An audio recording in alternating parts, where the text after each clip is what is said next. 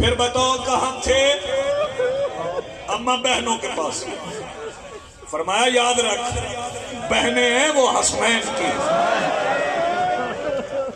तेरी है मुर्शिदजादियां।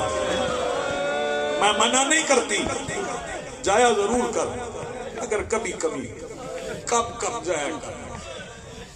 अच्छा मैं हुक्म हो गया, मैं तामील कर। अगले दिन फजर हो गई, ज़ोहरैन पढ़ के सैयदा ज़ैनब आवाज दे के कहती है, बहन उम्मे कुलसूम, मेरे दिल को करार नहीं, मेरा अब्बास नहीं है। मैं कोशिश करूंगा एक आंसू मेरा आ जाए, एक तेरा आ जाए। अब मफिजा जरा हमारे बुरके दो, पिंडी वालों समझना, एक हवेली है बाबा मोहम्मद हुसैन साहब, एक हवेली है, एक चार दीवारी है।